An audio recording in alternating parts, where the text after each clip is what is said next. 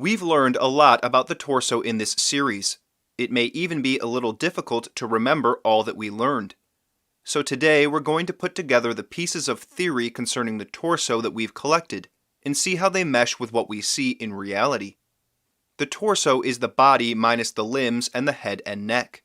There are two major bony structures in the torso, the ribcage and the pelvis.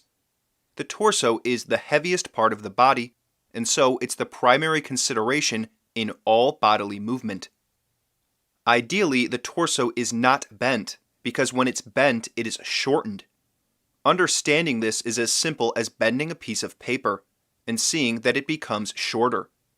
While this shortening is undesirable when it's done by a bend at the front or back, what do we see when a person is standing? We see that people tend to have a bend forward at their lower back.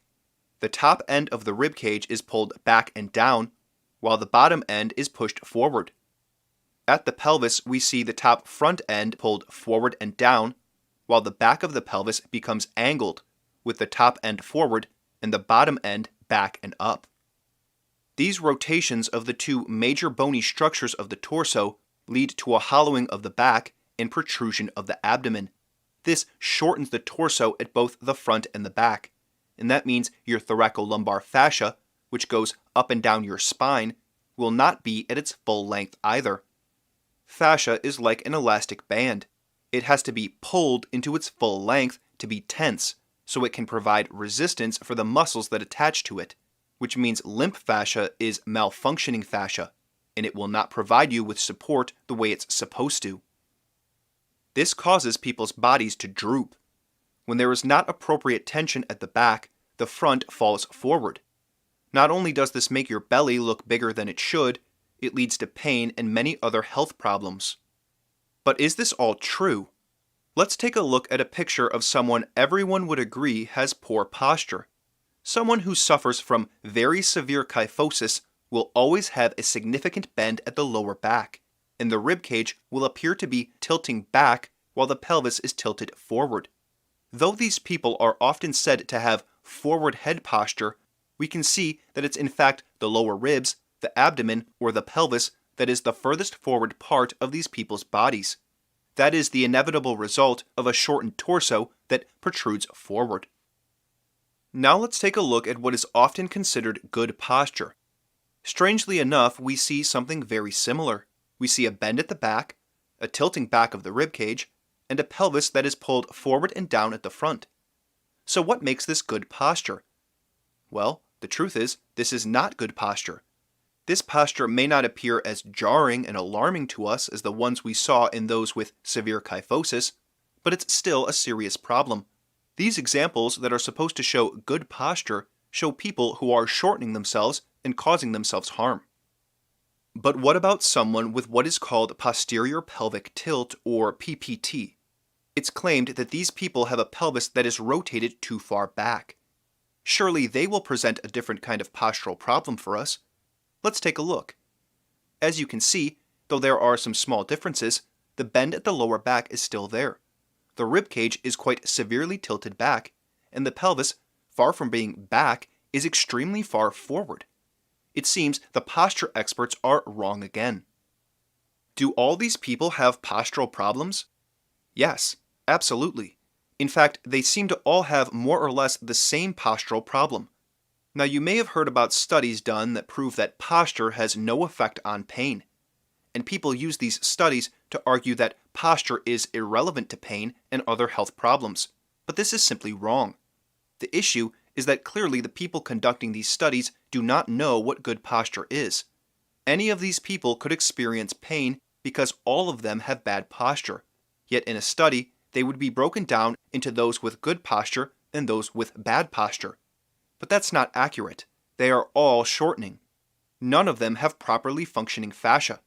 So of course, you would not find a correlation between those with bad posture and those with pain, because they all have bad posture. I contend that the description of poor posture that I've laid out, which is based on the work of Jean do Massoero, as well as F.M. Alexander and François Delsarte, gives us clear criteria for determining postural dysfunction. And unfortunately, nearly everyone in the modern world suffers from it. How can that be? How could everyone have bad posture? But if you think about it, why wouldn't that be the case? Has your average person ever learned anything about posture? Certainly not. The few that have been taught to imitate this. They've been taught to shorten. I'm sure some imagine that, yes, the average person has poor posture, but not great athletes. Surely they have good posture. And while some great athletes may have slightly better posture, athletes' focus is not on their posture. High-level athletics are often extremely demanding and push one to do things that wear down the body. That is why so many athletes injure themselves. How many CrossFitters and other gym rats manage to go a month without re-inflaming some nagging injury? Athletes are athletic, but there is no reason to believe they know anything about posture, and observation shows that they do not have good posture. Great athletes are simply those who manage to be the most athletic despite their poor posture. So what else can we learn from Massawero, Alexander, and Delsart? We've seen that we want the weight of the torso to be behind the legs, as this lengthens the iliotibial tract or IT band, the major fascia of the leg. When the weight of the torso is back, it will help lift the front of the pelvis and keep the legs straight. But we must bear in mind that this is not all about moving weight back. As we've seen, the top end of the ribcage for most people is already way too far back, and since that's habitual for most people, the moment that you ask them to move their middle torso back, they will move their upper torso back. This is a problem that must be anticipated. We also do not want the lower sacrum to move back, as when the pelvis is rotated forward at the front, the bottom end will be pushed back and up. We need the upper sternum and lower sacrum to go forward to counterbalance when the mid-torso goes back. The tools we have at our disposal for dealing with postural problems can be broken down into two categories. First are our directions or orders that we give ourselves. The way for us to rationally control our body is to give ourselves the correct directions. Most people have probably tried to lift their ribcage up at some point in their life in order to appear taller and more confident. But unfortunately, most people do this by lifting at the front, which is really pulling the ribcage back and down and pushing the lower ribs forward. But if you know that that is undesirable, you can give yourself directions for lifting your ribcage before you do it. You can say to yourself, I will not pull my upper sternum back, but will instead pull my lower sternum and lower ribs back when I lift my ribcage. You can rationally guide and control your actions if you have the knowledge of what you want to do. Part of this process will require that you have names for the parts of the body that you're manipulating, so that you can make directions. This is why we invent specific names for spots on bones and bony structures, like the lower sternum or the iliacs. We can give ourselves orders, but that does not mean that we have followed our orders. In fact, experience proves that most people will not be able to follow their orders at first, and will often do the exact opposite of what they intend. And worse yet, they will not feel that they're doing the opposite of what they wanted to do. They will think they're succeeding when in reality they're failing. Here is where the second tool comes in. The way to deal with this serious problem is with visual feedback as well as objects like a yardstick or ruler. With visual feedback from a video recording or mirror, you can confirm whether or not you're doing what you intended to do. If you place a ruler between your body and a wall, it will help you definitively maintain a distance between that part of your body and the wall. It can reveal when you've pulled back away from the wall, and it can also prevent you from moving forward towards the wall.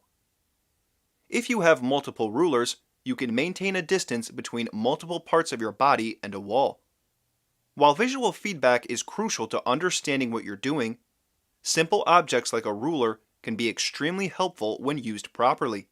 They can assist you in a practical sense to successfully make gestures that would otherwise be too difficult to do in your current state. The method for putting a set of directions into action is to first use your memory to recall the orders that you want to implement, and once the orders are clear in your mind, you can put them all into action simultaneously on a 1, 2, 3 count. You begin the adjustment on 1, are in the middle of the adjustment at 2, and end the adjustment at 3. There is 1 second between 1 and 2, and 1 second between 2 and 3. At the end of the 2 seconds, you can check to see if you've succeeded using your video recording, mirror, or physical object. In the end, the desire is to have the upper sternum, lower sternum, 8th ribs, and iliacs all be on the same plane, and for that plane to be behind or in line with the instep, which is at the front of the ankle. This leads to maximum lengthening of the torso and body generally. We also want the lower back to be vertically straight from just above the butt to the height of the armpit. We do not want to see a rounding back of the lower back, which is often seen when the third lumbar vertebra moves too far back and down.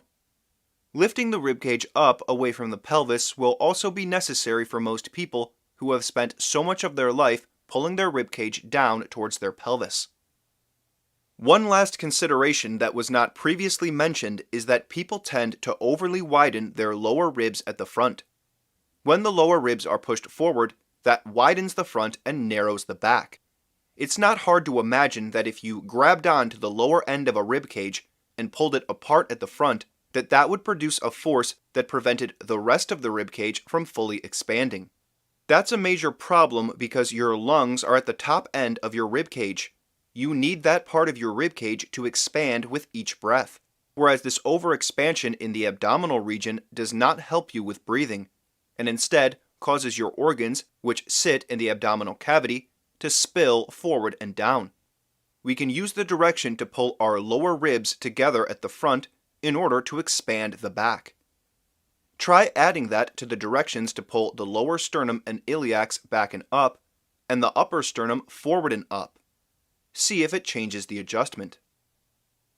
Thank you for watching this series about learning to control your torso. I hope I've given you some useful information and procedures for understanding your torso and manipulating it for the better. And if you're interested in getting direct assistance from a teacher concerning your posture, I do offer lessons in the initial Alexander technique. Lessons, which are conducted one-on-one over Zoom, are designed to help you learn how to problem-solve challenges to your equilibrium. It's easily observed that most people, when their balance is threatened, will pull their upper sternum and head back, which is done by moving the lower ribs forward. This is irrational and leads to further unbalance, which can be dangerous especially as you age. In an initial Alexander technique lesson, you will learn to take control over how you use your body, and your responses to challenges to your equilibrium will become reasonable as opposed to out of control. So if you would like to accelerate your learning and gain poise and confidence in your body, please visit my website, mechanicsofpoise.com, to book a lesson or to learn more about the initial Alexander technique system. Questions and comments are always welcome in the comment section below or at my email delsartlessons@protonmail.com.